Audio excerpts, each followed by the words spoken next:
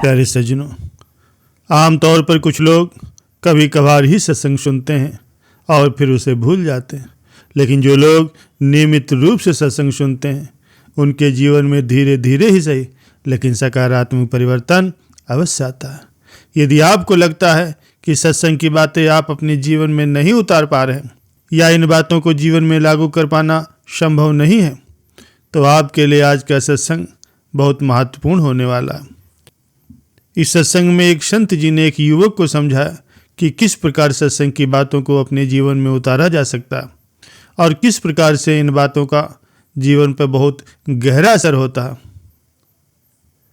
प्यारे सज्जनों, एक संत के आश्रम में प्रतिदिन शाम को भक्तों की भीड़ लगती थी, क्योंकि संत जी के वचनों से जीवन में सही दिशा का बोध होता था। संत जी की वाणी में गजब का जादू था, उनके शब्द श्रोता के दिल में उतर जाते थे। एक युवक प्रतिदिन संत जी का प्रवचन सुना करता था। एक दिन जब प्रवचन समाप्त हुआ तो वो संत जी के पास गया और बोला, महाराज, मैं काफ़ी दिनों से आपके सत्संग प्रवचनों को सुन रहा हूँ, किंतु यहाँ से जाने के बाद मैं अपने गृहस्थ जीवन में वैसा आचरण नहीं कर पाता जैसा कि यहाँ से सुन करके जाता हूँ। इससे सत्संग के महत्व पर भी शंका होती है। बताइए महाराज, मैं क्या करूँ? संत जी ने युवक को बांस की एक टोकरी देते हुए उसमें पानी भर कर लाने को कहा। युवक टोकरी में जल भरने में असफल रहा। संत ने ये कार्य निरंतर जारी रखने के लिए कहा। युवक प्रतिदिन टोकरी में जल भरने का प्रयास करता, किंतु वो सफल नहीं होता। कुछ दिनों के बाद संत ने उससे पूछा, बेटा, इतने दिनों से टोकरी में तुम लगातार पानी भरने का प्रयास कर रहे हो, क्या टोकरी में कोई फर्क नजर आया? युवक बोला, महाराज, एक फर्क तो जरूर नजर आया। पहले टोकरी के साथ साथ मिट्टी जमा हो जाती थी, अब वो साफ दिखाई देती है, कोई गंदगी नहीं दिखाई देती। इसके चेन पहले जितने बड़े भी अब नहीं रह गए, ये बहुत छोटे हो गए। तब संत जी ने उसे समझाया कि बेटा, यदि इसी तरह से इसे पानी में निरंतर डालते रहोगे तो कुछ ही दिनों में छेद फूल करके बंद हो जाएंगे और फिर तुम टोकरी में पानी भर सकोगे। इसी प्रकार से जो निरंतर सत्संग सुनते हैं उनका मन एक दिन अवश्य ही निर्मल हो जाता है, अवगुणों के छिद्र भरने लगते हैं और गुणों का जल भरने लगता। युवक ने संत से अपनी समस्या का समाधान पा लिया। निरंतर सत्संग से दुर्जन व्यक्ति भी सज्जन हो जाते हैं, क्योंकि महापुरुषों की पवित्र वाणी उनके मानसिक विकारों को दूर करके उनमें सद्विचारों को बढ़ाती है और कुविचारों को दूर कर देती है। प्यारे सज्जनों, सत्संग का महत्व बहुत बड़ा है, लेकिन सत्संग का असर तभी होगा जब हम उसको अपने जीवन में उतारेंगे।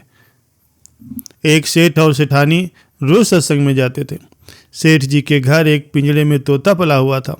तोता एक दिन पूछने लगा कि सेठ जी, आप रोज कहाँ जाते हो? सेठ जी बोले, भाई, हम सत्संग सुनने जाते हैं। तोता कहने लगा, सेठ जी, संत महापुरुषों से क्या मेरी एक बात पूछ लोगे? सेठ जी ने कहा, जरूर पूछेंगे। तोते ने कहा, संत जी से पूछना, मैं आज़ाद कब होऊंगा? सेठ जी सत्संग खत्म होने के बाद संत के पास गए और संत से पूछने लगे कि महाराज, हमारे घर में एक तोता है, उसने पूछा है कि वो आज़ाद कब होगा? संत जी ऐसा सुनते ही बेहोश होकर के गिर गए। सेठ जी ने जब संत की ऐसी हालत देखी तो चुपचाप वहाँ से निकल गए।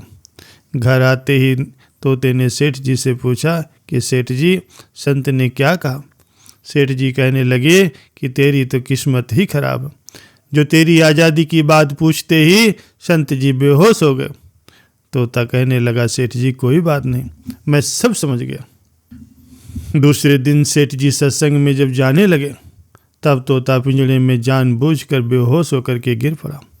सेठ जी ने उसे मरा हुआ जाना और जैसे ही उसे पिंजड़े से बाहर निकाला तो वो फौरन ही उड़ गया।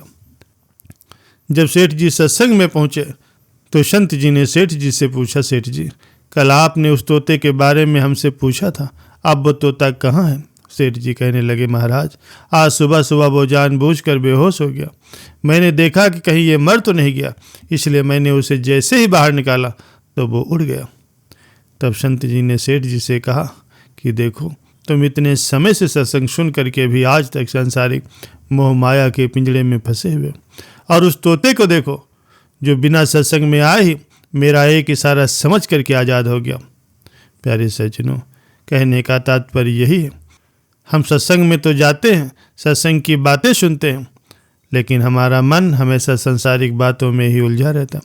सत्संग में भी हम सिर्फ उन्हीं बातों को पसंद करते हैं जिसमें हमारा स्वार्थ सिद्ध होता, जबकि सत्संग में जा कर के हमें सत्य को स्वीकार करके सभी बातों को मात देना चाहिए और जिस असत्य, झूठ और अहंकार को हम धारण किए हुए उसे साहस के साथ मन से उतार करके सत्य को स्वीकार करना चाहिए। प्यारे सज्जनों, सत्संग का मनुष्य के जीवन से बहुत पुराना संबंध होता है। सत्संग का अर्थ ही है सत्य का संग, जिसमें सत्य है ईश्वर और संग का अर्थ है संतों का सानिध्य। सत्संग साधकों का वो समूह होता है जो परमात्मा की चर्चा, भक्ति, ज्ञान और ध्यान के बारे में विचार करते हैं।